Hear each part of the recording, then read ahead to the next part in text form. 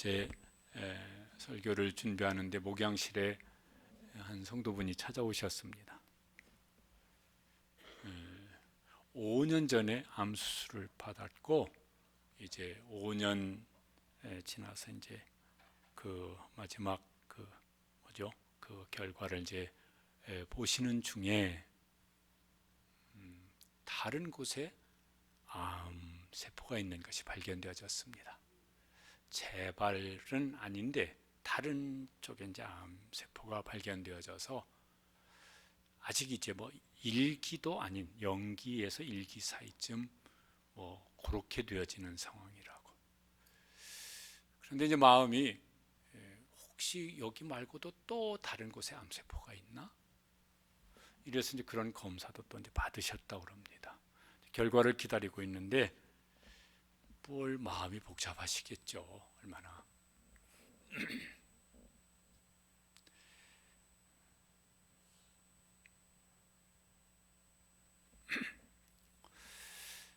우리 교회 성도 중에서는 암 중에서도 막 암 말기 이래서 수술을 받고 이러신 분도 계십니다.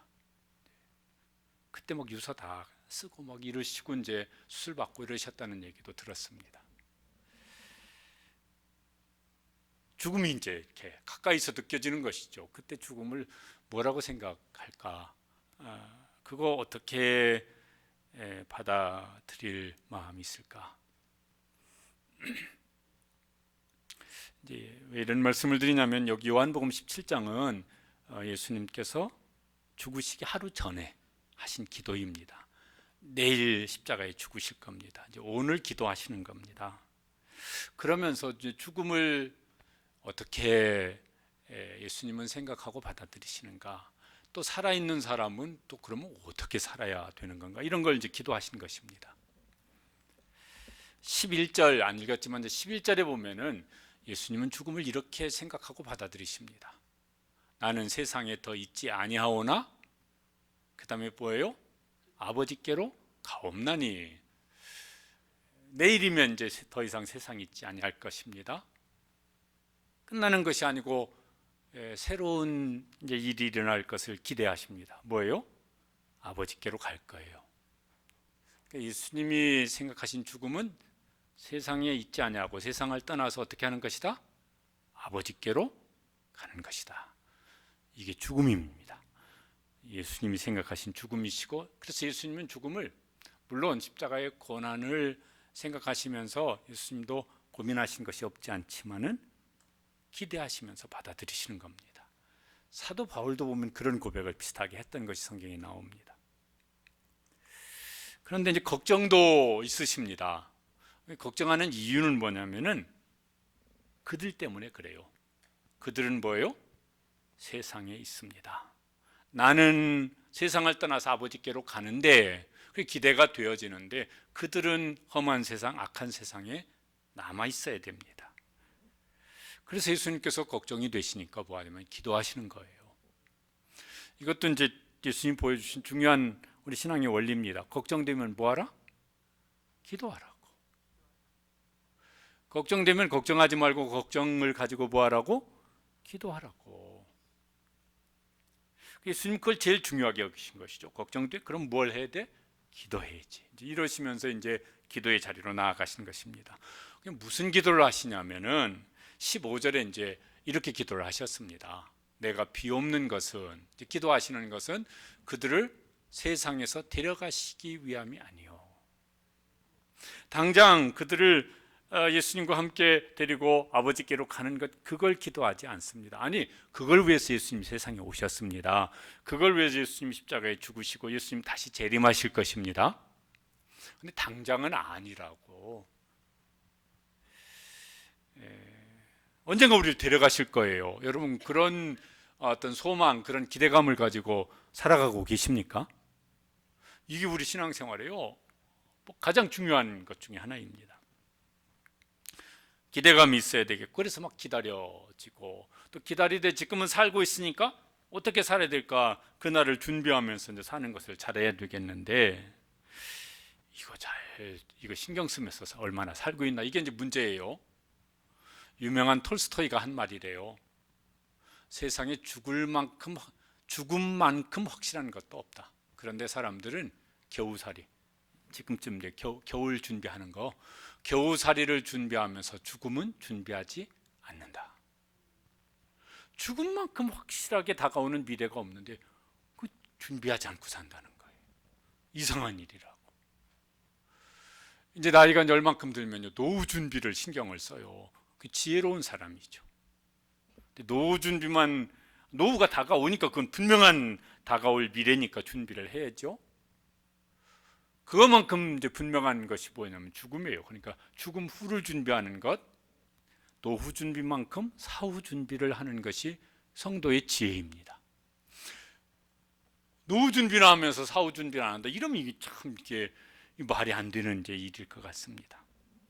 그런데 이제 주님께서 이제 가실 거예요. 언젠가 되어지면 어디로 데려가실 것인지를 요한복음 14장 저 말씀도 예수님이 십자가 지시기 전날에 이제 내내 하셨던 말씀입니다. 내 아버지 집에 거할 곳이 많도다. 그 거할 곳이라고 하는 것이 영어 성경 RSV라고 하는 영어 성경에는 맨션이라고 many mansions 뭐 이렇게 돼 있어요. 내 아버지 집에 거할 곳이 많도다. 내가 너희를 위하여 거처를 예비하러 가노니. 그 다음에 같이 읽어보시죠. 가서 너희를 위하여 거처를 예비하면 내가 다시 와서 너희를 내게로 영접하여 나 있는 곳에 너희도 있게 하리라. 우리를 위해서 거처를 예비하러 가신다고. 하나님 집에 거할 곳이 맨션이 많은데 그 중에 우리 문패를, 요즘에는 문패 안 붙이지만 옛날에는 자기 집이라고 자기 이름 걸고 문패를 붙였었거든요. 그 사람의 문패 달고 하나님께서 거할 맨션을 준비하려고 예수님께서 가신다고. 그거 준비되어지면 어떻게 하실 거라고? 데리러 오실 거라고. 예수님이 그래서 이제 먼저 가신 것이에요. 그게 예수님 소망입니다. 우리를 위해서 뭐예요? 아버지 집에 거처 맨션을 준비해 주는 것이. 그래서 뭐예요? 함께 영원히 사는 것이 예수님의 소망이고, 우리의 소망이 예수님만큼 우리의 소망도 되기를 축복합니다. 그게 이제 우리의 진짜 소망이잖아요. 데려가시는 날까지, 그 아버지 집으로 데려가시는 날까지는 뭐하냐면 세상에 살게 하신 것입니다. 그런데 그 사는 세상이 험합니다. 악합니다. 그래서 예수님께서 걱정이 돼서 기도하시는 거예요. 걱정되면 예수님은 뭐 하셨다고요? 기도하셨다고. 우리도 걱정되면 뭐 하라고? 기도하라고. 이걸 이제 본을 보여주신 것이죠. 뭘 기도하시냐면 15절에 이제 그 다음에 이렇게 나옵니다.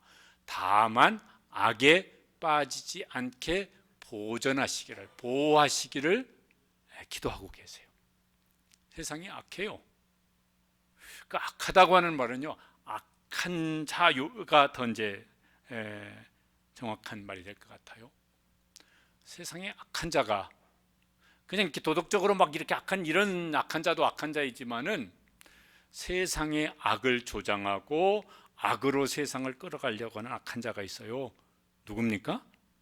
응중권세자분자, 원수 마귀예요. 그가 어떤 개인의 막 몸을 공격하는 일도 보면 성경에 있어요.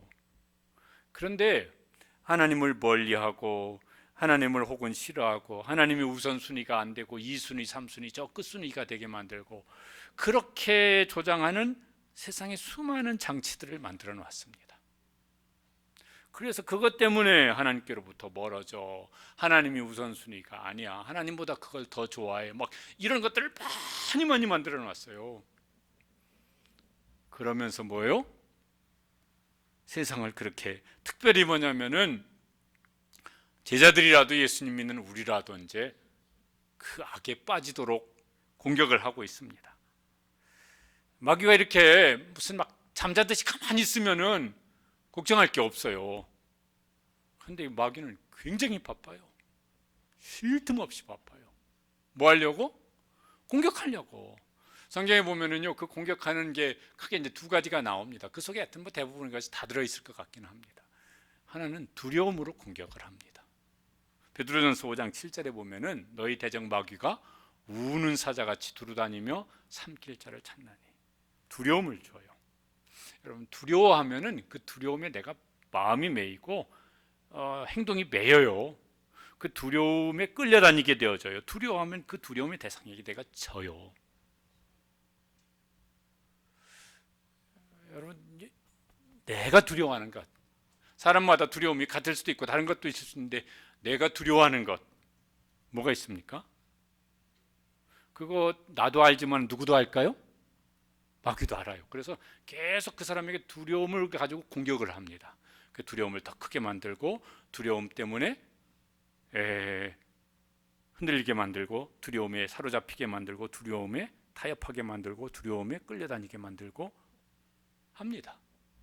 그게 무슨 막 과거에 막 뭐 어떤 뭐 트라우마처럼 남아있는 과거의 무엇이든 아니면 지금 현실 겪고 있는 어떤 사람이나 문제든 아직 그게 손에 잡힌 건 아니야. 아직 손에 뭐 다 내 앞에 지금 눈앞에 보이는 건 아니지만은 미리 그럴 일이 일어나면 어떡하지? 그래서 미리 두려워합니다. 미리 염려하고 걱정합니다. 어떤 뭔가 있어요. 에이 뭐 그까짓 거 가지고 뭐 그래. 이런 사람에게는 그게 두려움이 아니고 그것이 그를 사로잡지 못합니다. 근데 나한테는 그게 두려움이에요. 생각하면 막 생각할수록 두려움이 어떻게 됩니까? 줄어듭니까? 커집니까? 보통은 커지잖아요. 그리고 그 두려움이 나를 압도해 버려요. 두려움한테 져요. 그걸 가지고 공격을 하는 것입니다. 두려울수록 하나님이 더 크게 보일 때까지 하나님을 의지함으로 기도할 수 있게 되시길 바랍니다. 두려움도 현실인데 하나님도 현실입니다. 그래서 하나님이 나와 함께 하시는 현실이 더 커질 때까지 말씀 붙잡고 기도할 수 있게 되시길 바랍니다. 또 하나는 뭘 가지고 공격하냐면요, 두려움이 아니라 우리가 좋아하는 걸 가지고 원하는 걸 가지고 공격을 합니다. 원하는데 욕심을 잔뜩 부릴 만큼 원해요.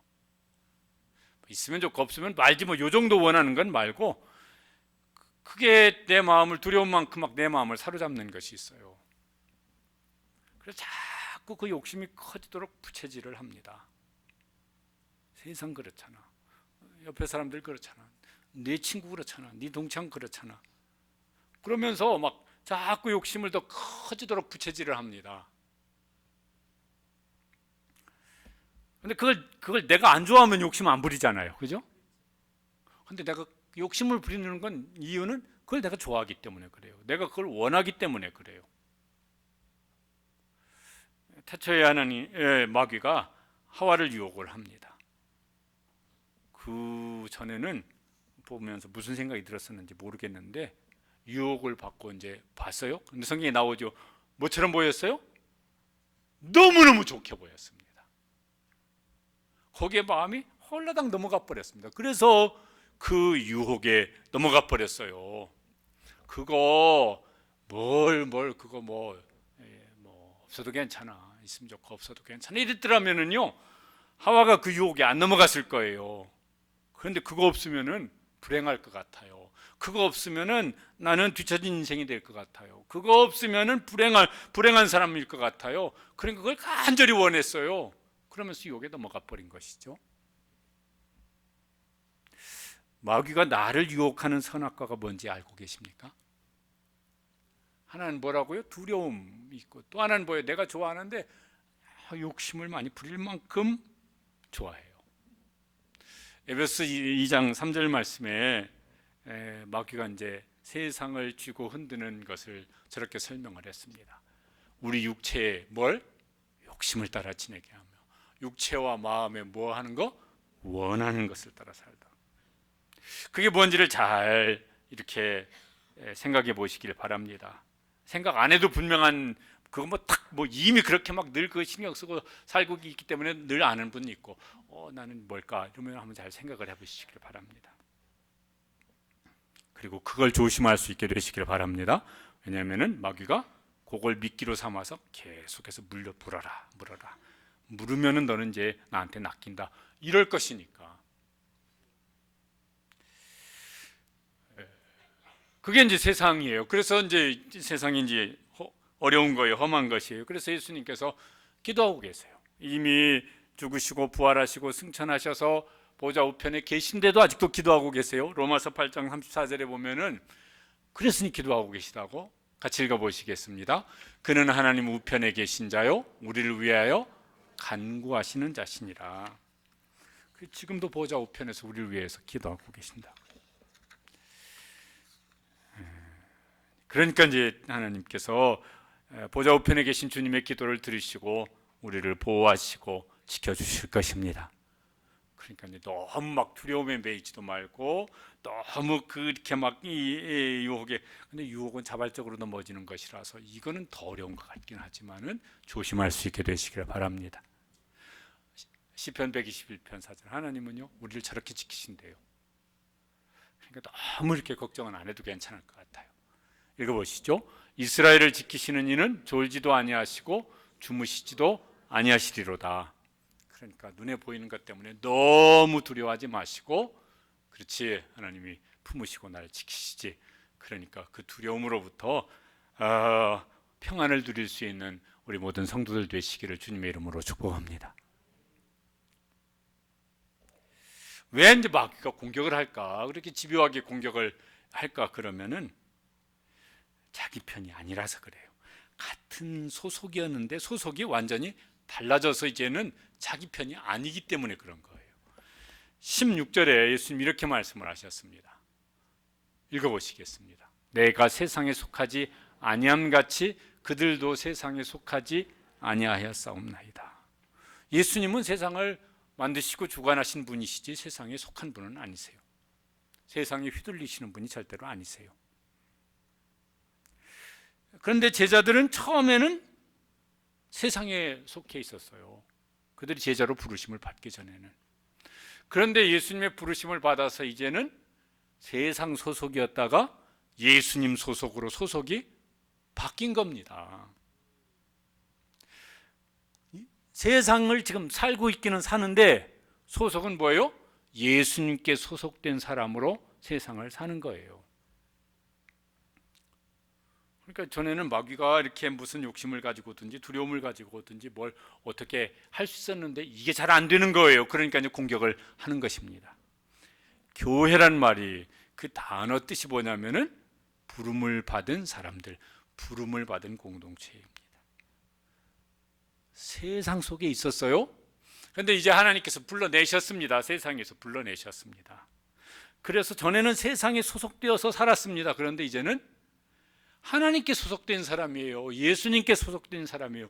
전에는 세상 나라에 소속됐었는데 이제는 하나님 나라에 소속된 사람입니다. 전에는 자기가 알든지 모르든지 세상을 주물럭거리는 마귀 권세 아래 있었는데 이제는 예수님의 주권 아래 있는 사람이 되었습니다. 소속이 완전히 바뀐 거예요. 그래서 마귀가 공격을 해서 뭐냐면 자기 편 삼으려고 하는 것입니다. 자기 편으로 삼지 못하면은 자기 편처럼 살게라도 만들려고 계속해서 두려움으로 공격하든 좋아하는 것을 가지고 유혹함으로 공격하든지 하고 있는 것입니다. 그런데 이 부분에 우리가 자꾸 이제 혼란이 생깁니다. 예배 시간에 막 여러분 믿습니까? 그러면 그 생각이 이제 맞는데 실제로 막 이렇게 막 집에서 일터에서 막 바쁘게 지내다 보면은 내가 소속이 어딘지를 까먹고 살아요. 성경 읽을 때는, 기도할 때는 그거 그래도 기억하죠. 물론 예배 시간에도 그거 까먹고서는 막 이렇게 모호해질 수 있는 경우가 있지만은 그래도 보통은 예배 시간에는 기도할 때는, 성경 읽을 때는 내가 어디 소속인지 이게 알겠는데 삶의 자리에 들어가면은 까먹고 살기가 쉬워요. 혼란이 생겨요. 그래서 예수님도 그걸 아셔서 기도하시는 거예요. 계속해서. 17절에 보면은 이렇게 기도를 하십니다. 그들을 진리로 거룩하게 하옵소서. 아버지의 말씀은 진리니이다. 저것도 뭔지 이렇게 설명이 필요한데 공동 번역이라고 하는 성경에는 저걸 좀 이렇게 번역을 했습니다. 저게 좀 더 이해하기가 빠를 것 같아요. 읽어보시겠습니다. 이 사람들이 진리를 위하여 몸을 바치는 사람들이 되게 하여 주시옵소서. 이 사람들이 진리를 위해서 그 삶을 드리는 그런 신앙생활을 하게 하여 주시옵소서. 소속이 바뀐 것을 알고 지금 내가 어디에 누구에게 소속된지를 알고 거기에 맞게 살아가게 해 주시옵소서. 당장 데려가시는 건 아니에요. 세상에 남게 하시는데 거기서 혼란스럽게 살지 아니하고 소속을 알고 그 소속에 맞게 사는 일이, 그걸 세상에 사는 동안 할 수 있게 해주십시오. 예수님 지금 이런 기도를 하시는 겁니다. 10월 달에 이제 아시안 게임 했는데 거기 이렇게 이제 중계하는 걸 여러 장면을 봤습니다. 우리나라 여자 탁구 선수들이 복식에서 금메달을 땄습니다. 그런데 인터뷰하는데 한 사람은 한국말을 잘하는데 한 사람은 한국말이 시원찮더라고. 한 사람은 뭐예요? 원래부터 한국 사람이에요. 한 사람은 중국 사람인데 한국으로 귀화를 했어요. 그래서 중국 국적에서 이제 국적이 뭐가 됐어요? 한국 국적이 됐어요. 탁구 이제 한국 선수로 이제 나가서 시합을 하는데 내가 중국에서 오래 살았는데 한국말도 아직 시원찮고 내가 중국 선수로 뛰어야 될까 한국 선수로 뛰어야 될까, 이런 게 애매한 일이 있을까요 없을까요? 절대로 없을 겁니다. 그게 무슨 애매하겠어요. 나는 중국 사람이었다가 한국으로 귀화를 해서 나는 한국의 국가대표 선수로 나와서 지금 탁구를 친다. 이게 애매할 리가 있겠느냐고. 없어요. 중국 선수하고 붙었어요. 중국 선수하고 붙었었나? 모르겠는데 만약 중국 선수하고 이제 시합에 붙었어요. 그러면은 가만히 있어봐. 내가 중국이 이기도록 해야 될까? 한국이 이기도록 선수로서 뛰어야 될까? 이게 애매할까요? 절대 애매 안 하죠. 자기가 귀화해서 국적이 바뀌었는데 소속이 바뀌었는데 어찌 그러겠어요. 근데 우리는 애매할 때가 있어요. 자꾸 까먹고 살 수가 있어요. 예수님은 기도하시는 거예요. 우리가 세상 소속이 아니고 예수님 소속인 것이, 그것을 늘 기억하고 그리고 세상을 살아갈 수 있게 해주시옵소서. 세상 소속이었을 때는요, 나 중심이지 뭐 내 욕심 중심, 좋게 말하면 막 무슨 자아 실현이고 자아 성취고 그럴 수도 있어요. 근데 거기에 욕심이 들어가면 이제 문제가 생기잖아요. 근데 세상은 그렇게 살라고, 그렇게 사는 것이 행복이라고, 그렇게 사는 것이 무슨 자기 인생을 사는 것이라고. 근데 예수님도 그렇게 말씀하냐면 예수님 그렇게 말씀 안 하세요. 그건 세상 소속이었을 때는 그렇게 사는 거예요. 그런데 소속이 바뀌었어요. 예수님 소속으로 바뀌었어요. 그러면은 우리가 주님 말씀대로 사는 것이. 그렇게 하기 위해서 이제 우리가 늘 이제 기억을 해야 될 것을 예수님이 기도하고 계십니다. 18절에 저렇게 기도를 하셨습니다. 읽어보시죠. 아버지께서 나를 세상에 보내신 것 같이 나도 그들을 세상에 보내었고, 아버지께서 예수님을 세상에 파견하셨습니다. 출장 보내신 겁니다.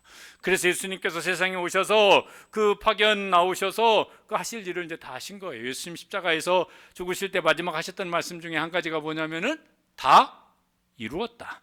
아버지께서 세상에 출장 보내셔서 파견 보내셔서 하셔야 될 일을 다 하신 거예요. 그리고 이제 뭐예요? 아버지께로 갑니다. 그 대신 인류 구원의 역사가 다 완성된 건 아니에요. 그래서 그들을, 누구죠? 그들이? 그때는 제자들이에요. 지금은 교회고 우리 자신이에요. 그들을 세상에 예수님 대신 보내신 것입니다.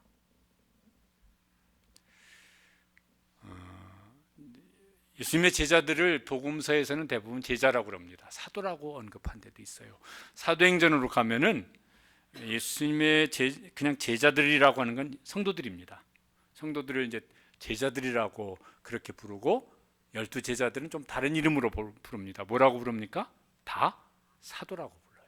사도라는 말이 아포스톨로스 이런 말인데, 이게요 단어를 이렇게 번역을 하자면 보냄 받은 자입니다. 누가 나를 보냈어요. 어떤 임무를 나한테 주어서 누가 나를 어디로 보냈어요. 그 보냄을 받은 자가 뭐냐면 아포스톨로스예요.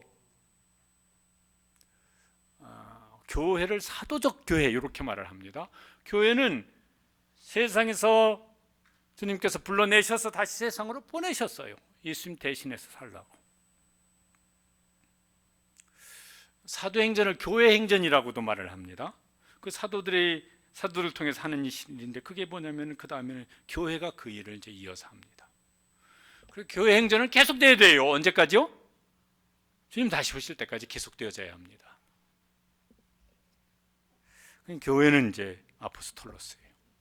그런 이름으로 부르지는 않지만은 주님께서 세상에서 건져내셔서 불러내셔서 다시 세상 가운데 파견을 하신 거예요. 출장 보내신 거예요. 너희는 이거 까먹지 말고 살라고.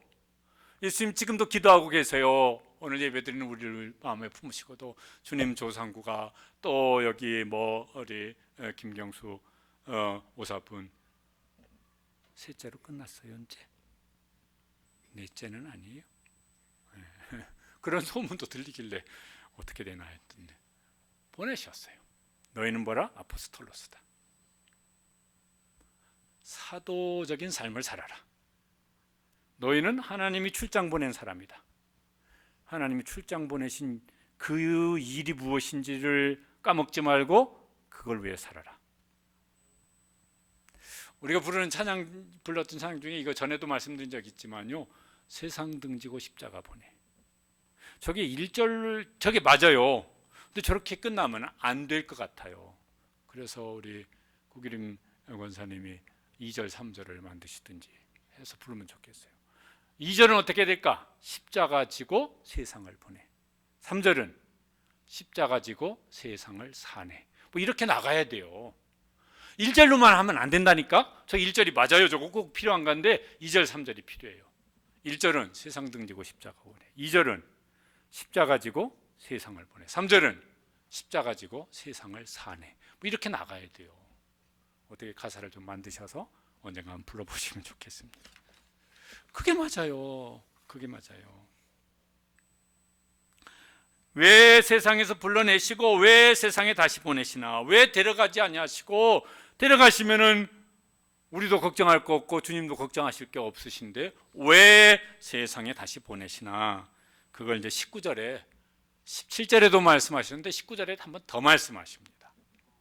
또 그들을 위하여 내가 나를 거룩하게 하오니 이는 그들도 진리로 거룩함을 얻게 하려 함이니이다. 근데 저거 현대어 성경이라고 하는 성경에는 저렇게 번역했는데 저게 더 이해가 빠를 것 같아요. 같이 읽어보시겠습니다. 내가 이들을 위하여 내 자신을 바치는 것은 이들도 진리를 위해 자신을 바칠 수 있도록 하려는 것입니다. 예수님께서 우리를 위해서 자신을 바치셨어요. 다를 바치셨어요. 남기지 아니하시고. 그래서 우리에게 영원한 복을 주셨습니다. 그런데 우리가 잠깐 세상에서 수고를 하며 사는데, 그 잠깐 세상에 사는 동안에는 그들도 진리를 위해서, 그들도 주님을 위해서 자신을 바치면서 살 수 있는 사람들이 되게 해 주시옵소서. 이걸 기도하고 있어요. 그거 까먹지 않고 그걸 위해서 살 수 있게 해주세요. 그래야 예수님 닮은 존귀한 삶이 되어질 것이니까, 영원히 복된 삶이 되어질 것이니까. 그거 구체적으로 이제 그럼 그렇게 사는 것이 뭘까? 20절에 이렇게 이제 말씀을 하셨습니다. 그걸요, 제일 중요하고 핵심적이고 우선적인 일이에요. 같이 읽으시죠. 내가 비옵는 것은 이 사람들만 위함이 아니요 또 그들로 말미암아 나를 믿는 사람들도 위함이니.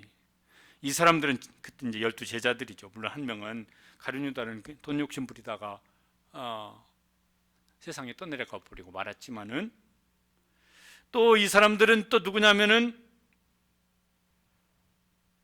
오늘 교회고 우리 자신입니다. 이 사람들을 위해서 기도해요. 이 사람들이 이제 자기들이 세상에서 뭐 하도록, 그들이 말을 해가지고 전도를 해서 또 다른 믿는 사람들이 끊임없이 계속해서 일어나도록, 언제까지? 주님 다시 오실 때까지 일이 중단되지 아니하도록. 우리는 그걸 위해서 세상에 다시 보내셨어요. 앞으로는 그런 게 많이 나올 것 같은데, 예전에 아바타라고 하는 영화가 있었어요. 극장에서는 못 보고 텔레비에서 나오는 걸 이렇게 조금 이렇게 이제 봤었는데 아바타가 뭔 행동을 합니다.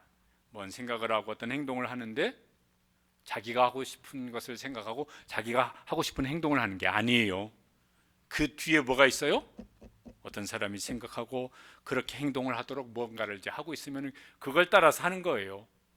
그런데 그걸 주님께서 우리가 기계적으로 그렇게 살도록 하지 아니하시고 우리 속에 하나님의 말씀을 주셔서 믿고 알고 깨닫고 사모하고 순종하고 그러면서 인격적으로 주님과 교통하면서 우리가 예수님 아바타로 세상을 살기를 원하시는 것이죠.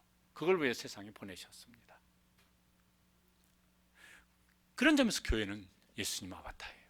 그런 점에서 교회는 예수님 아바타예요. 그러면서 뭐냐면은 이제 세상에 보내셨어요. 그 보내셨는데 왜? 그들의 말로 말미암아 나를 믿는 사람도 위에서 예수님이 그러니까 나를 통해서 예수님 믿을 사람을 예수님 미리 마음에 품고 지금 기도하고 계시는 거예요. 어제 이제 간증을 조혜련 집사님, 개그맨 조혜련보다 조혜련 집사님이라고 부르는 게 어제 얘기 들으면서 간증 들으면서 그게 이제 옳겠다 싶었어요. 솔직히는요 제 마음속에 그분이 텔레비 나와서 하는 거 보면은 천방지축인 것 같아서 나이는 쉰도 더 먹었다는데 어떻게 하는 거 보면 천방지축 같아서 내심 조금 기도를 했습니다. 헛소리 하지 않고 잘 간증하게 해주시옵소서. 이런 기도를요 분수에 지나친 기도를 제가 좀 했습니다. 간증을 듣는데 다른 분들도 다 은혜가 되는 간증이지만 제일 세더라고. 그분의 생명책 노트에 400명 전도할 사람 기록되어 있었다고. 맨날 그 이름 불러가면서 표시하면서 기도한다고.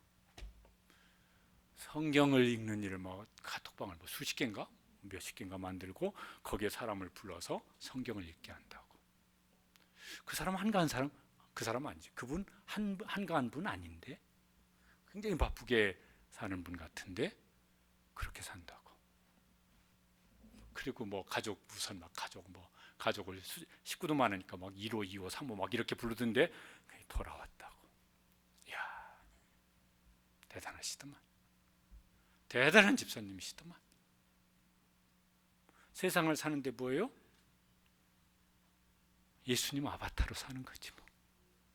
세상에 파견받은, 세상에 보냄을 받은 그런 모습으로 사는 분이시구나. 그런데 예수님께서 이제 왜 그런 기도를 할까 그러면 최종적인 꿈이 있어요. 예수님의 최종적인 꿈이 있어요. 그게 뭐냐면은 21절이에요. 21절 앞부분에 이렇습니다. 같이 읽어보시겠습니다. 아버지께서 내 안에 내가 아버지 안에 있는 것 같이. 저거 우리가 신학적인 용어로 이제 뭐라고 말을 합니까? 삼위일체 하나님. 완벽한 연합이에요. 그것도 사랑의 연합이에요. 가장 최상의 인격적인 연합이에요. 행복한 연합이에요.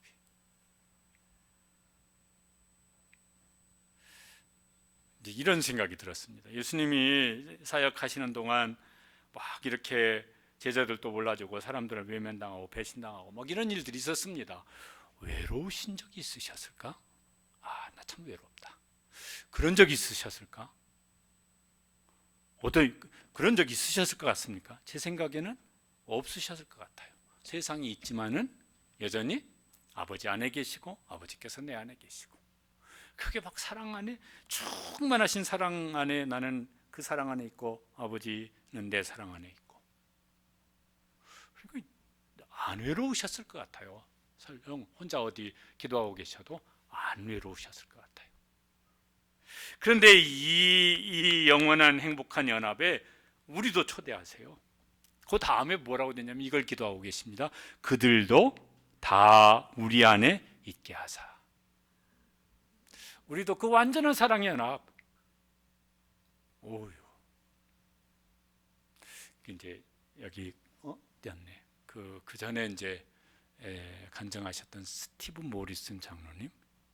왜 얼굴은 한국 사람 같은데 완전 영어 이름일까 그랬더니 이제 입양되어져서 그 아버지에게 버림받고 어머니는 갚버리시고 새로운 양부모에게 받은 사랑을 이제 이야기하시더라고요. 그러면서 자기가 얼마나 이렇게 이제 행복하고 또 막 그래서 이제 그런 삶을 살았는지, 야, 그 사람도 괜찮은 사람이 나를 사랑하면요 그렇게 좋아요. 무슨 그분은 안 외로우셨을 것 같아요. 사람도 좀 괜찮은 사람이 괜찮은 사랑으로 나를 사랑해 주면은요, 그거 진짜 괜찮아요. 뭐 다른 거 막 부족해도 불행하지 않아요. 내가 그만한 사랑을 그 사람한테 받고 있는데. 그런데 진짜 사랑 그 자체이신 완전하신 하나이신 그 연합 속에 우리를 불러주세요. 그래서 데려가시려고 그러시는 거예요. 그래서 데려가시려고 그러시는 거예요. 그런데 그들 속에는 나만 있는 것이 아니라 나로 말미암아 예수님을 믿게 될 그 사람까지 포함되어 있어요. 여기 그 다음에 요 나오는 그들은 그 사람들까지 포함된 그들이에요. 그래서 그들이 이제 진짜 하나님이 이제 데려가셔서 때가 되면 데려가셔서 그 연합 속에, 그 완전한 사랑의 연합 속에, 그 사랑은 다 우리가 이렇게 상상이 다 안 되는 사랑이지만은 하여튼 그 사랑의 연합 속에 영원한 행복한 연합 속에 이제 살게 하시려고 우리를 데려가실 것입니다. 그런데 너 혼자 오지 말고 뭐예요? 너에게는 그들이 있잖아. 그들도 너와 함께 우리의 연합 속에 들어오기를 원해. 그게 이제 예수님의 꿈이고 하나님의 꿈입니다. 옛날에도 어렸을 때도요, 군중 속에 고독박 이런 말들이 있었던 것 같아요. 옛날에도 외롭기는 외로웠었던 것 같아요. 코로나 겪으면서 더 심해졌어요. 이렇게 이렇게 예전에 뭉치면 살고 흩어지면 죽는다 그랬는데 막 코로나 기간 동안 그 말을 바꿔가지고 뭉치면 죽고 흩어지면 산다. 이래가지고 막 교회도 다 흩어지고 뭐도 흩어지고 무슨 비대면 언택트 사회적 거리도 막 그게요 그냥 들어보지도 못한 말이 이제 일상생활이 돼버렸어요. 그러면서 이제 공동체성을 그거 아니더라도 그 전에도 그런 문제가 있었지만은 하나됨이 더 많이 이제 상실돼 버려요. 그러면서 외로움이 커졌어요. 훨씬 더 커졌어요. 작년 조사인데 한국 성인 중 나는 평소 일상생활에서 외로움을 느낀다 이런 사람이 이렇게 대답한 사람이 54.6%래요. 반 좀 넘게 나는 외로워. 분명히 가족 속에 있고 직장 동료들이 있고 교회 성도가 있는데 나는 외로워. 이런 사람이 반이 좀 넘어요. 그런데 나 그런 사람이 많은데 다른 사람들을 보면서 사회 전반적으로 외로움을 느끼는 사람이 많다라고 대답한 사람은 87.7%, 거의 90%. 내가 보니까 대부분의 사람들이 다 외롭구나. 그렇게 보여진다는 거예요. 야, 또 어떤 책을 읽다 보니까 영국에는 외로움부 장관이 있대요. 영어로는 뭐라고 표기했는지 모르겠지만 외로움부가 무슨 교육부 이런 거 있는 것처럼 외로움부가 있고 거기 담당 장관이 있고, 일본에는 고립부라는 게 있대요. 그래서 고립부 장관이 있대요. 왜? 이 외로움의 문제가 사회적인 수많은 어떤 이런 병리 현상들을 일으키니까 이거를 이제 해결하기 위해서 담당 부서가 있고 거기 장관이 임명되죠. 우리나라는 더 해야 될 것 같은데. 금년 통계입니다. 목회데이터 연구소라고 하는 곳에서 조사한 것인데 기독교인 중에서도 46.2%가 외로움을 느낀다. 나는 외롭다. 그러니까요, 차이가 좀 있긴 있지만은 큰 차이는 아닌 것 같아요. 또 36.2%는 교회 안에서도 외로움을 느낀다. 교회 왔어요. 그런데 외로워요. 왜 그럴까 그러면은 그냥 예배만 드리고 가요. 국수만 먹고 가요. 무슨 소그룹에 들어가 있지. 나를 알아주는 사람도 없고 환영해 주는 사람도 있고 기도해 주는 사람도 있고 걱정해 주는 사람도 없고 다 없어요, 그냥. 그러니까 교회 안에 와서 예배는 드리고 가지만 외로워. 영상 예배 드리는 분들 더 외로우실 거예요. 몰라. 이번에 이제 다니엘 기도의 제목 보니까 영상 예배 드린 분들도 기도 제목 물어가지고 다 기도 제목을 적어서 이제 저도 이제 보면서 이제 열심히 보면서 기도하고 있습니다. 본인이 그렇게 말한 건지 옆에서 기도 제목 물은 분이 말한 건지 모르겠지만 영상 예배 드리는 분 대부분들이 현장에 나와서 예배 드리길 원합니다. 그렇게 적어놨더라고요. 그런데 혼자는 못 나와. 다음 주 강권에서라도 정말 진심을 담아서라도 정중하게 초대를 해서 이제 새롭게 함께 공동체가 예배를 드리고 또 목장에도 들어가셔서 그래서 함께 기뻐하고 함께 말씀을 나누고 함께 기도하고 함께 위로하고 하는 일들이 꼭 새롭게 시작되어질 수 있도록 정말 기도하시고 전심으로 초대해 주시고 함께 새롭게 시작할 수 있게 되시기를 바랍니다. 가족 안에서는 외로움 없을까? 같이 얼굴 쳐다보면서 밥을 먹고 있는데 외로워. 니도 나를 모르고 나도 너를 모르고. 그런 일은 없을까요? 네가 내 마음을 아냐? 나도 네 마음을 모르지만 이러지는 않을까요? 나 홀로인 세상이 돼버렸어요. 자꾸 막 그런 게요, 막 더 막 아주 거세게 막 빠른 속도로 나 홀로인 그런 어떤 이렇게 빠져나오기 어려운 터널 속으로 들어가는 것 같아요. 세상이. 예수님은 기도하고 계세요. 무슨 기도를 하고 계십니까? 그들도 다 하나가 되어 우리 안에 있기를. 완전한 연합, 사랑의 연합 속에 계신 하나님 안에 있기를 기도하고 계십니다. 그 기도를 우리가 기도하고 그 기도대로 우리가 세상에 보냄받은 사람으로서 힘써 예수님 아바타처럼 세워지는 교회, 그런 성도가 되어서 그들도 다 하나가 되어서 하나님 안에 영원히 거하는 복을 누릴 수 있는 그런 성도들 되시고 가정 되시고 또 우리가 그렇게 열방을 품고 기도하며 나아가는 우리 시와동산교회 되기를 간절히 원합니다. 기도하시겠습니다.